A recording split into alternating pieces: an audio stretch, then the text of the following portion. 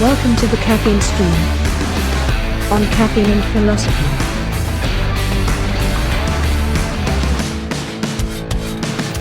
Alright, hello everyone, welcome to the 10th episode of the Caffeine stream. My name is Chris, aka CB Robertson, and today I wanted to talk about a very interesting philosopher. I think that talking about philosophy gets a kind of a stale feeling in academic environments. So often learning about philosophy is kind of learning the history of philosophy. It goes from being an exercise in thinking and how to think to an exercise in dates and associating certain ideas with certain names and contexts and so forth, which, I mean, and there's a ton of value in learning about the history of philosophy to learning to philosophize, as we're about to see. However, I do think it's often more fun and more interesting and sometimes more relevant to study contemporary philosophers. And I put out a poll on Instagram to ask who people wanted to hear from about most. And I included Vox Day, I included Matthew Crawford, and I included Curtis Yarvin, and then belatedly I added Kurt Doolittle. We'll have to talk about him at some point too.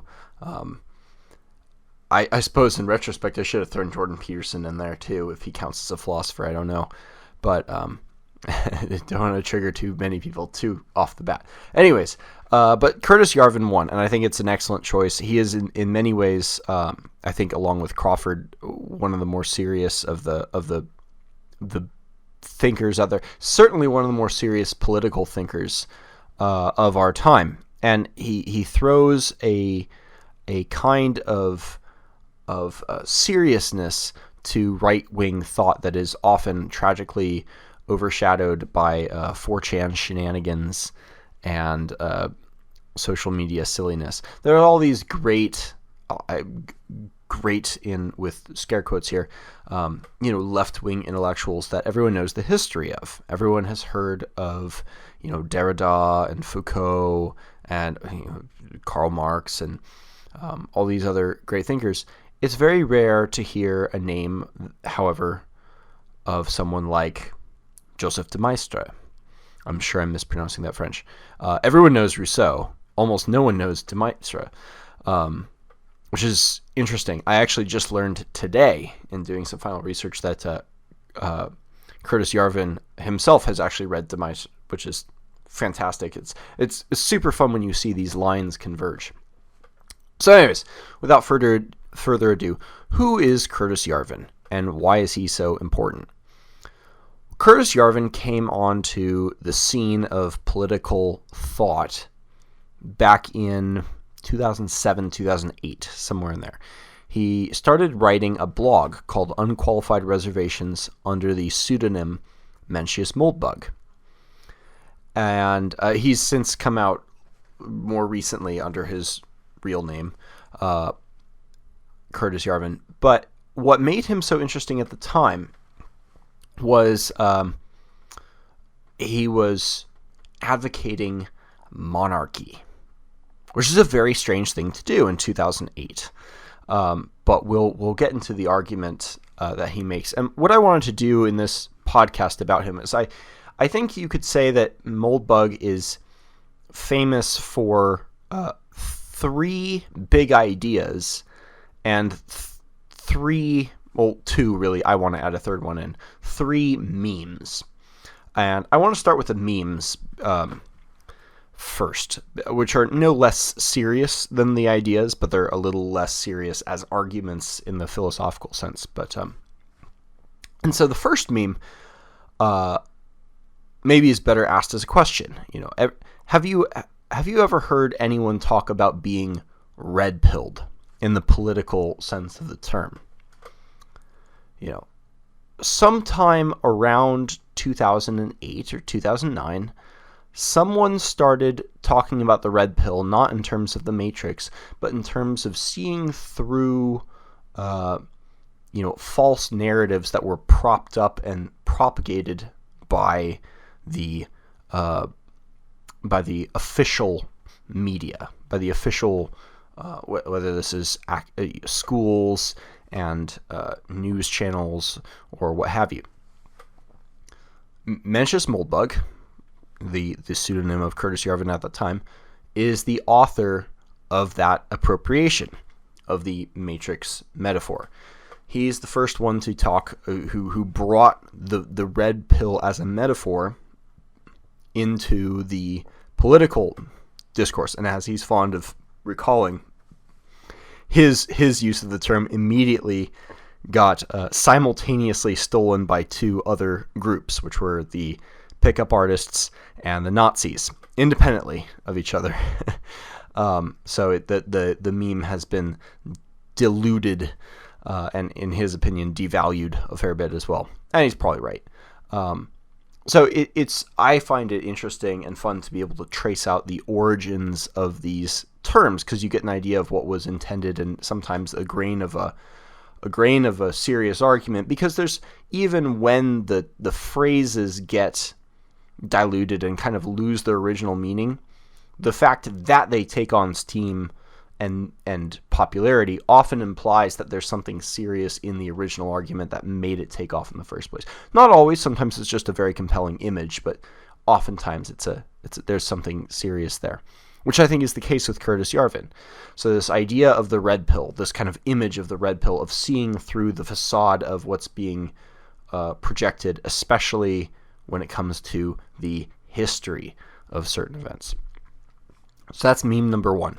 Meme number two, and probably his best known one, at least as far as memes that are attached to his name, is this idea of the Cathedral.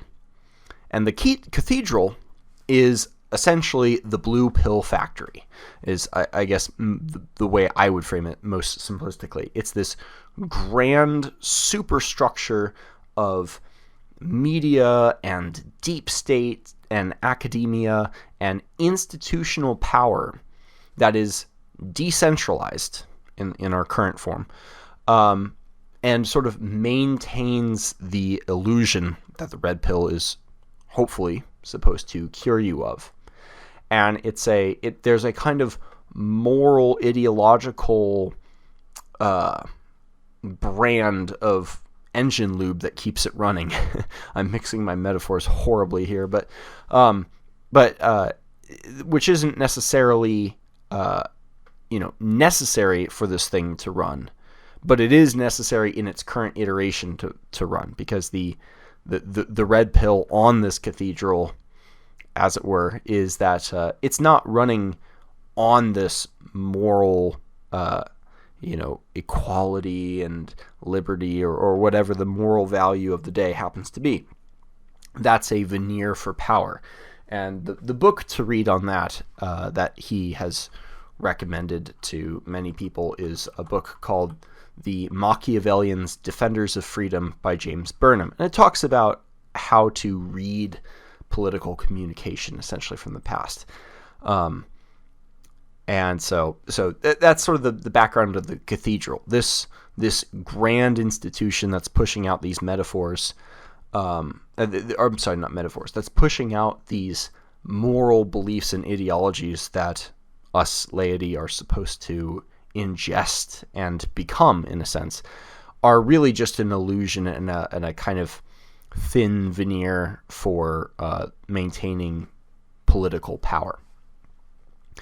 And so the third meme, and this is really one I found particularly valuable, which I actually quoted in Holy Nihilism, is this idea of Ultra-Calvinism. Moldbug says there's essentially no difference between modern liberal morality and Christianity in its moral foundation, but not just any kind of Christianity. What we have with liberalism today is a form of Ultra-Calvinism, he calls it, and there's theological, genealogical reasons why he makes that argument. So the red pill, the cathedral, and Ultra-Calvinism, if you hear those terms, in whatever context, you're probably hearing something from Curtis Yarvin's arguments, from this blog that he purportedly never checked the stats on and never read the comments of, just this obscure blog from Silicon Valley back in the early 2000s, or mid 2000s, I should say. And so, it's, for me, it's fun to be able to trace out those ideas, so you know what you're dealing with, and you know where these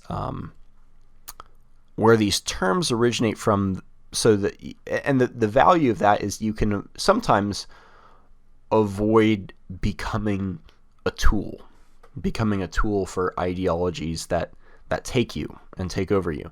And this is part of the process of being red-pilled, really, is getting that deeper understanding. And one of the things that Curtis Yarvin advocates, and that many people on the right, I would say this is actually a defining feature of right-wing thinkers and intellectuals. I would like to talk about Vox Day at some point on this point as well, is you get an appreciation for the biases of your own age by seeing the biases of previous ages. You can think, okay, what would a Victorian person think of my time, instead of the usual converse where we judge Victorians and Edwardians, but assume that we have no biases just sort of by default. Who knows of England? Who only England knows? And, tracing out the origins of some of these terms is part of it. And you run into some very interesting rabbit holes. For example, and this is not one that I know Curtis Yarvin has mentioned. I'm sure he has at some point. But the first use of the term racism, for example, there's a big term that people use fairly casually today. Now, the origins of this term are actually fairly interesting. It comes from an American general in the early 1900s who used the term to describe Indians, Native Americans, who wanted to preserve their own culture at the expense of progress. They were racist because they preferred their own race to the progress of mankind. His name was General Platt, and the phrase Platt is most known for is "kill the Indian, save the man." That's not knowledge that most people have about the origins of this term, interestingly enough. And we think that the meaning has inverted, that racism no longer means, a silly and anachronistic attachment to our own ethnic culture at the expense of progress. And so we need to kill racism. We need to kill that subjective preference for our own culture and our own language so that we as a greater nation, as a greater species, can progress forward in history. Now we say, oh, it's an irrational hatred of other groups. But when you think about what that means in a political context, it's the same thing. It's exactly the same thing. To be racist is still the allegation of hatred of outside groups. It is exactly the same thing as charging someone with preferring your own ethnic, linguistic, cultural heritage and wanting to preserve it in the face of the inevitable change of chosen and enacted immigration policy or something or other. So the meaning of the word appears to have changed, but in fact has not changed. And understanding the history of terms like that can help you understand better when people are bullshitting you with language, which is what most of politics is, and even what a lot of philosophy is. So and I think that's a good introduction into the first big idea that I want to talk about with that Curtis Yarvin advocates and has in some sense pioneered. And the first idea of there is formalism. Now, what formalism means is that you don't begin with a moralistic imperative in your interpretation of the world. So if you asked most people, what's America all about? What is America? Many Americans would reply by describing the Constitution and the American Revolution. They'd say, well, we're all about freedom here. We care about preserving right to carry arms. We care about free speech. We have this very not just idealistic, but a kind of legalistic conception of what America is and what it's about. What formalism does is it asks you to begin descriptively, essentially. It's like, okay, what describes America actually? It's like, well, we do have more gun rights than many other places, but we also have a lot of restrictions, and the court's been pretty wishy-washy on it between the 1930s and the present. It goes one way and then another, and it varies from state to state. So what we conclude about America isn't a kind of universal, acceptance of gun rights, but a kind of, there's this interaction between Congress and manufacturers, and the states have some power of their own too. But we're basically approaching a place of control similar to Europe. We're just on a slower trajectory, as it were. They're shooting 6.5 Creedmoor, and we're shooting 300 Blackout in the velocity towards losing that. And so approaching things descriptively, and maybe a better example than gun rights would be free speech. Most Americans interpret the First Amendment in this very liberal fashion of, we can say whatever we want without consequence. That's what free speech means. When in reality, outside of the law, if you cross certain people or certain ideologies, there is a fair chance that you could be fired or could be, removed from social media, exiled from polite society in general. And that's not a law. It's not a real law, but it is enforced as if it were a law. So formalism would say, well, that actually is a law, essentially. That describes the state that you live in. And so beginning with this formalistic approach goes a long way into helping you get a clearer view of the society and being less confused and acting poorly because you would be on idealistic foundations that don't match reality. And when Yarvin took this view and applied it to history, he found that basically America is in history, there's almost no examples of republics that have been run well for a very long time. And moreover, regime change is an inevitability. And so the most stable and the most common pattern of governance across all of human history has been monarchism. There's usually a king. And what he believes is that you would require a belief in something so unique about American spirit and personality to believe that we are the unique and singular exception to what is otherwise a general rule of human history, as to warrant a fair bit of skepticism. There is a fairly good chance that we are going to be that we will have to become a monarch again, a monarchy again at some point. And there's good historical arguments he makes that we've actually been a monarchy already in a few places.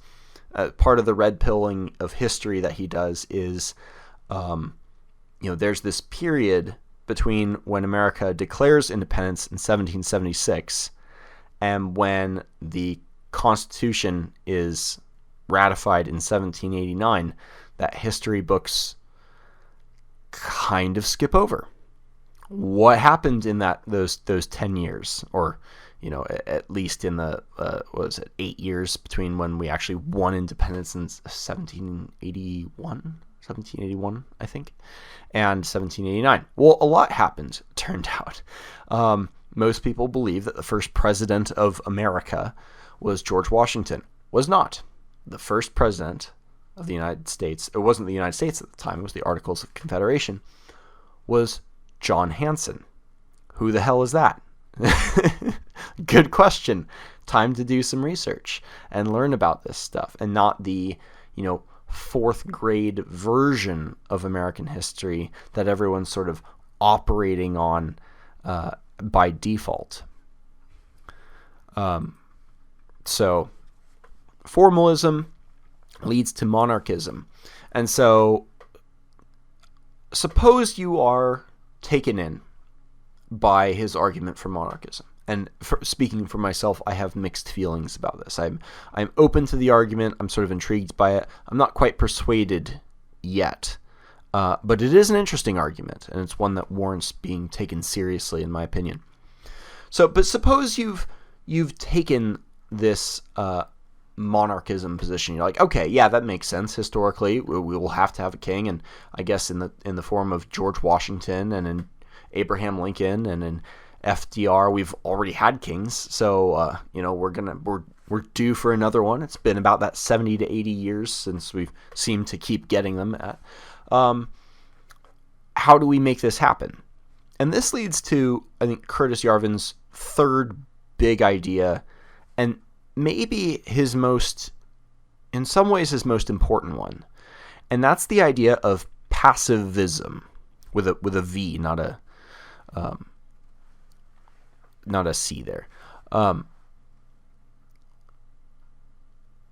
The idea of passivism is that if you accept that there has always been a ruling class, that there will always be a ruling class. There's this book called Pedigree, How Elite Students Get Elite Jobs by Lauren Rivera that basically talks about how,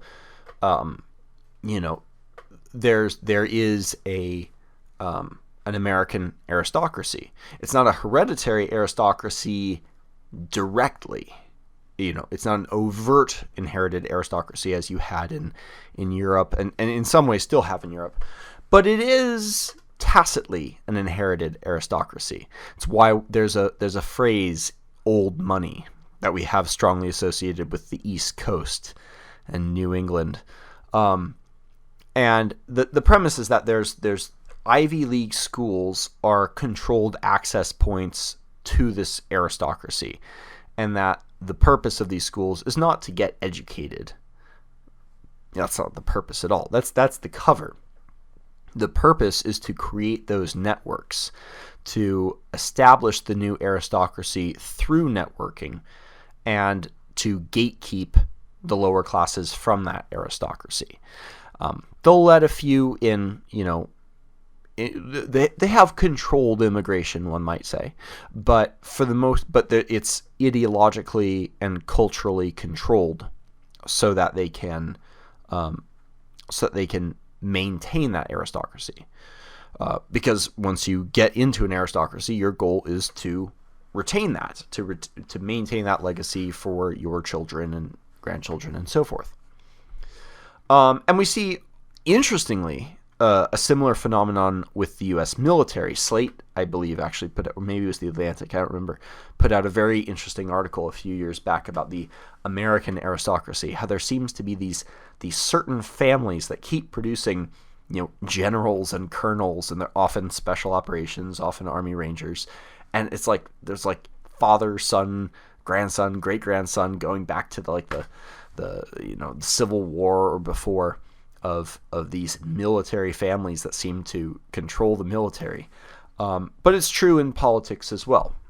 The Kennedys are an obvious one, the Bushes are an obvious one, but there are some less obvious ones, and there's a broader culture of people we might call eligibles. You and I are not eligible unless you're a very special person, but there is a class of people who are. And so what passivism does is it says, look, if you accept these hard truths about the way political power actually works and the way politics actually work, it actually frees you, and if enough people accept it, it actually frees the whole country. Because so much of the weirdness and the silliness, these strange contradictions that we keep having forced fed, being pushed down our throats, are a byproduct of this strange kabuki sort of participatory theatrical WWE event that we call democracy. Democracy, first of all, is just bad on its face, according to Curtis Yarvin. Democracy is, first of all, it's an illusion. It's not. We don't live in a democracy. We don't live in a republic. We live, according to Curtis Yarvin, in a corrupt oligarchy that walks around in a democratic skin suit. And so if we accept that there always has been and always will be a ruling class, it actually frees us from the stress and from the silliness of participating in this kabuki theatrics. And if enough people do that, what that can be a gateway to is actual accountability. Because the problem with our democratic system right now is that the oligarchs that run our country are not accountable to anybody. Because it's in a democracy, it all comes down to the voters. You can just change who you vote for, right? Well, no, you can't, because the government is not actually controlled by the people we elect. It's controlled by academia, the newsrooms, the deep state, the entrenched bureaucrats that have been there for decades and decades and decades. Those people are really the ones running the show. They've got, these senators, the president on puppet strings. As Curtis Yarvin said, the executive branch doesn't need the White House to run. In many ways, the White House doesn't need the president to run, especially this runaround. But arguably, even with Trump as well. Trump was fighting his own branch throughout most of his presidency, as we all remember. And if we were being extremely generous, we might say that perhaps Barack Obama didn't intend to break all the promises that he ended up breaking. Perhaps he went in truly idealistic, and then the reality of how little control he actually had eventually bent him to the will of this decentralized cathedral that isn't actually accountable, and is able to not be accountable because of this kabuki illusion of democracy. And so when you have an accountable monarchy, what you have is a single point of responsibility. And the example that he gives more as a metaphor than as a direct model is how companies are run. Almost all successful companies are run as monarchies. Almost all effective companies have one CEO that has more or less absolute control over how things actually run. But if they screw up, they'll get hauled before the board, and they could get fired if they can't give a good explanation as to why they aren't performing well, why stock shares are down so much or whatever. So again, that's not a direct model, but sort of an analogy of what an ideal system of rulership might look like, according to Curtis Yarvin. And we could actually potentially get there if people get red-pilled enough to see through the moralistic bullshit that the Cathedral has been pumping out to protect its own entrenched interests and corruption. And one of the things that he advocates is that what's interesting about Curtis Yarvin is to watch his sort of trajectory over time from 2008 to the present. Because in 2008, he was a very, at least in writing, a very sort of avant-garde, a little bit, combative writer, and very much channeling the spirit and attitude and philosophy of Thomas Carlyle, the famous Scottish philosopher who thought that history moved by great men and heroes, and another advocate for monarchy and so forth. And there's a kind of energy and passion in that philosophy that motivates many people who read it to try to I'll go out and do that. It's a very Hegelian view of how history moves forward too. He doesn't talk quite with that tone anymore. Most of the time, if you listen to Curtis Yarvin's interviews and read his blog, The Gray Mirror, Gray Mirror, at Substack, I believe, or even not so much Unqualified Reservations, that was more Carlylean, but he's become almost Buddhist in this advocacy for passivism that seeks to escape this thumos, which he pronounces thymos. I'm not entirely sure why. I know the U and the Y are interchangeable in the Greek, but this thymos that motivates men to pursue political power and recognition. That's closely tied with eros, with sexual desire. And I mean, the connection there is pretty obvious. Status is a path to sex and to offspring for men. So the connection sort of makes sense. But he says, if you can extinguish that desire for political power and for being recognized, which is the sort of psychological engine of the illusion of democracy. Democracy is this kind of this pornographic experience of political power, this completely infertile experience of what it might be like to have political power, but there's nothing that actually there. It's an illusion. It's two-dimensional, and you're just jacking off.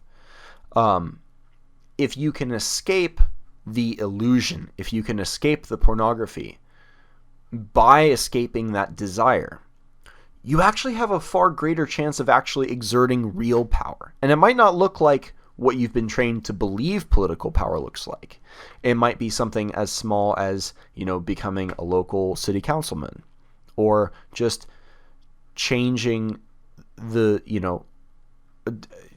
minds of a few people who have been engaging in this pornographic telescopic empathy that causes them to care so much about Coney in Africa, or some other abstract liberal cause that is just a fundraiser for some corrupt NGO. You can actually cause real change in a more positive way through this more clear-eyed view of the world that doesn't seek this brain hit of the feeling of political power. So passivism, is, he believes, can bring about a kind of freedom through this acceptance of the timeless realities of political power and how societies actually work for the better. So, been going on now for a little while. I think we'll close it up there. I can't encourage everyone highly enough to go out and read what Curtis has to write. He's a phenomenal, I won't say that. He's a pretty good writer. A phenomenal thinker, very worth exploring. You don't have to agree with everything he says. I am still, as I said before, have mixed feelings about monarchies versus republics. I'm still inclined to side with Cicero and Aristotle. I'm still inclined to believe that there is a case there, but I could be wrong, and perhaps Curtis Yarvin is right. So we will continue on with more political discussions and contemporary philosophers in a future episode. Thanks so much for listening.